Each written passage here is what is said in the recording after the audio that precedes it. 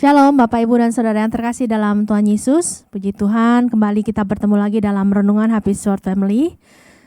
Sebelumnya mari kita bersatu dalam doa. Kami mengucap syukur terima kasih Tuhan untuk hari yang baru yang Tuhan berikan pada kami.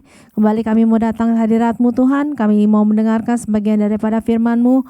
Biarlah kiranya Tuhan apa yang kami mau dengar hari ini boleh merema di dalam hati kami dan kamu menjadikan kami sebagai pelaku-pelaku firman.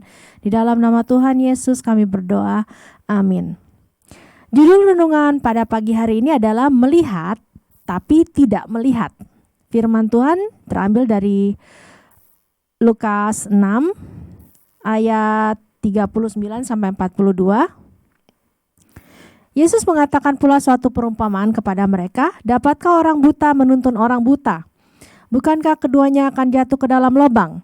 Seorang murid tidak akan lebih daripada gurunya, tetapi barang siapa telah tamat pelajarannya akan sama dengan gurunya. Mengapa kamu melihat selumbar di dalam mata saudaramu, sedangkan balok di dalam matamu sendiri tidak engkau ketahui? Bagaimanakah engkau dapat berkata kepada saudaramu, saudara, biarlah aku mengeluarkan selumbar yang ada di dalam matamu, padahal balok yang di dalam matamu tidak engkau lihat? Hai orang munafik, keluarkanlah dahulu balok dari matamu, maka engkau akan melihat dengan jelas untuk mengeluarkan selumbar itu dari mata saudaramu. Perkataan yang dikatakan Tuhan Yesus dalam Lukas 6 ayat 39 sampai 42 ini memang sangat keras ya. Tuhan Yesus tidak menyukai sifat orang Farisi, orang Saduki, dan ahli-ahli Taurat yang suka memamerkan kekayaan mereka dalam memberikan sedekah atau berdoa keras-keras di pasar atau di persimpangan jalan agar supaya mereka dilihat orang. Mereka juga menambahkan hukum yang sudah ada sampai memberatkan orang lain, tetapi mereka sendiri tidak mau melakukannya. Mereka mengecam dan mempermasalahkan sikap Tuhan Yesus yang menyembuhkan orang pada hari Sabat, sementara mereka sendiri jika mempunyai kambing domba yang terjatuh ke dalam lubang, pasti akan menangkap dan mengeluarkannya sekalipun itu di hari Sabat. Sedangkan Tuhan Yesus sendiri sebagai Tuhan atas hari Sabat itu sendiri mengatakan, jadi pergilah dan pelajari arti firman ini, yang ku kehendaki ialah belas kasihan dan bukan persembahan, karena aku datang bukan untuk memanggil orang benar, melainkan orang berdosa. Matius 19 ayat 13.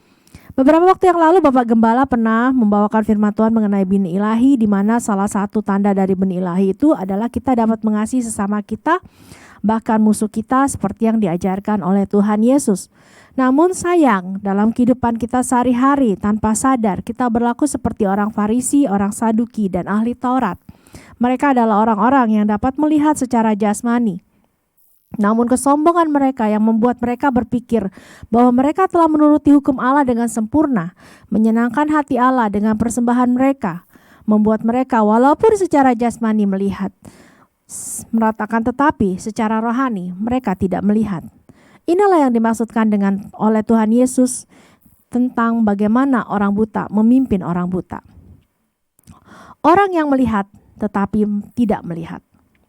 Karena mereka buta secara rohani, maka mereka juga mengajarkannya dengan cara yang salah kepada umatnya. Sehingga benarlah seperti yang dikatakan Tuhan Yesus bahwa orang buta memimpin orang buta dan akhirnya keduanya jatuh ke dalam lubang. Bagaimana dengan kita Bapak Ibu dan Saudara sekalian? Apakah firman Tuhan yang disampaikan Bapak Gembala setiap hari Minggu sudah membuat benih ilahi di dalam kita bertumbuh? Atau benih itu tetap tinggal sebagai benih? Bagaimana kita memperlakukan sesama kita manusia? Bagaimana kita memperlakukan orang yang tidak suka kepada kita? Salah satu ucapan khotbah di bukit mengatakan bahwa justru kita harus bersuka cita jika kita dicela, dianiaya dan difitnahkan hal-hal yang jahat karena nama Kristus. Bukannya kita dicela karena memang perbuatan kita yang salah sehingga mempermalukan nama Kristus. Tapi jika kita diejek, digosipkan, dikatakan fanatik karena iman kita kepada Kristus dan memang apa yang kita lakukan sehari-hari memang menunjukkan sikap kita sebagai pengikut Kristus yang sejati, bukan sebagai orang munafik, kita harus mengucap syukur karena itu. Rasul Paulus sendiri menulis ketika ia dimaki, ia memberkati. Ketika dianiaya, ia sabar. Ketika dia difitnah, ia tetap menjawab dengan ramah. Bahkan mereka seperti dijadikan tontonan oleh dunia ini. Di zaman akhir ini kita juga harus berhati-hati. Begitu mudahnya informasi yang kita dapatkan karena kemajuan teknologi. Begitu pula dalam hal mendengarkan firman Tuhan. Ada banyak khotbah yang dapat kita dengar saat ini, salah satunya melalui YouTube. Mendengarkan firman Tuhan tentu saja tidak salah. Tetapi hati-hati Bapak Ibu Saudara sekalian, firman Tuhan mengatakan bahwa banyak nabi palsu yang membawakan firman hanya untuk menyenangkan hati para pendengarnya saja. Mereka adalah orang-orang Farisi, Saduki, dan ahli-ahli Taurat zaman sekarang ini. Mereka melihat tetapi tidak melihat, dan dengan perkataan yang mereka sampaikan, mereka menuntun banyak orang bersama-sama dengan diri mereka sendiri ke dalam jurang maut, karena mereka tidak berdasarkan pada firman Tuhan. Mari kita bersatu dalam doa.